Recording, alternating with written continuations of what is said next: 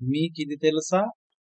మీరు కూరగాయలను, ఆకుకూరలను ముక్కలుగా కోసిన తర్వాత కడిగితే అందులోని పోషకాలు నశిస్తాయని, బియ్యాన్ని ఎక్కువగా కడిగితే అందులో పోషక విలువలు తగ్గుతాయని, సాధారణంగా మనలో చాలా మందికి ఈ అలవాటు ఉంటుంది. ఆకుకూరలను, కూరగాయలను ముక్కలుగా చేసి నీటిలో మంచిగా కడగడం. అలాగే బియ్యాన్ని కూడా కూరగాయలు కడిగినట్లు 5, 6 సార్లు కడుగుతూ ఉంటాం. నీట్‌గా ఉండాలి అని. ఉద్దేశ్యం మంచిదే. కానీ ఇలాంటి చిన్న చిన్న విషయాల పట్ల కొంత అవగాహన కలిగి ఉండకపోతే మనం తీసుకునే ఆహారంలో పోషక విలువలు తగ్గిపోతాయి. ఈ వీడియోలో మనం చూడబోతున్నాం. మనం తీసుకునే ఆహారంలో పోషక విలువలు తగ్గకుండా ఏం చేయాలో. ఇప్పుడున్న బిజీ లైఫ్‌లో అందరికీ టైం అనేది సరిపోవడం లేదు. తమ ఆఫీసుల నుండి అలసటగా ఇంటికి తిరిగి రావడం, వెంటనే వంటగదిలోకి వెళ్ళి కూరగాయలు తీసుకొని ముక్కలుగా కట్ చేసి నీటిలో వేసి బాగా కడుగుతూ ఉంటారు.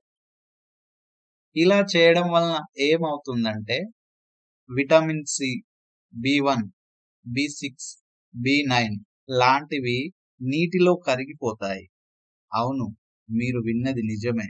ఆకుకూరలను, కూరగాయలను ముక్కలుగా కోసిన తర్వాత నీటిలో కడిగితే అందులో పోషక పదార్థాలన్నీ నశించిపోతాయి. మరీ ముఖ్యంగా ఆకుకూరలను ముక్కలుగా కోసిన తర్వాత కడిగితే అందులోని పోషక పదార్థాలన్నీ నశిస్తాయి. చాలా మంది ఇలాగే చేస్తూ ఉంటారు. తోటకూర, పాలకూరని ముక్కలుగా కోసిన తర్వాతే కడుగుతారు. అలా కడిగి వండిన ఆకుకూరల వలన మనకి ఎలాంటి శక్తి లభించదు. కేవలం ఆకలి తీరుతుందంతే. ఫలితంగా ఇమ్యూనిటీ పవర్ తగ్గిపోతుంది. మలబద్ధక సమస్య పెరిగిపోతుంది. పిల్లలకి మెంటల్ అలర్ట్నెస్ తగ్గిపోతుంది. అందుకే కూరగాయలను, ఆకుకూరలను బాగా కడిగిన తర్వాతే ముక్కలుగా కోసి వండుకోవాలి. ఇప్పుడు మనం బియ్యం విషయానికి వస్తే మనలో చాలా మంది రైస్ వండే ముందు బియ్యాన్ని ఎక్కువగా కడుగుతూ ఉంటారు. మంచి విషయమే. కానీ కొందరు బియ్యాన్ని 5 నుంచి 6 సార్లు కడుగుతూ ఉంటారు. మీరు ఇలా అస్సలు చేయకండి. ఎందుకంటే రైస్‌లో ఉండే B group vitamins and minerals నీటిలో కరిగిపోతాయి. ముఖ్యంగా విటమిన్ బి1, అదే అండి థయామిన్. బియ్యం కడిగి పారేసిన నీటిలోనే వెళ్ళిపోతుంది. ఫలితంగా మన శరీరానికి తక్కువ శక్తి లభిస్తుంది. అన్నం కూడా ఎక్కువ పొడి పొడిగా అవుతుంది. రుచి కూడా తగ్గిపోతుంది.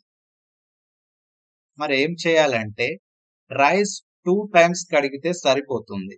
అందులో ఉన్న చిన్న చిన్న దుమ్ము, ధూళి వెళ్ళిపోతుంది.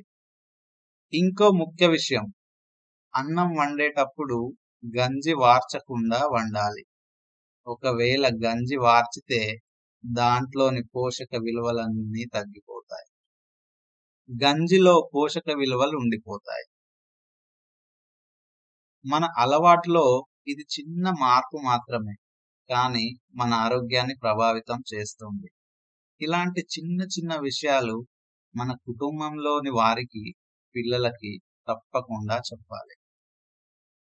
మీకు ఈ సమాచారం ఉపయోగపడింది అనిపిస్తే ఒక లైక్, కామెంట్, షేర్ చేయండి. ఛానల్ సబ్స్క్రైబ్ చేయండి.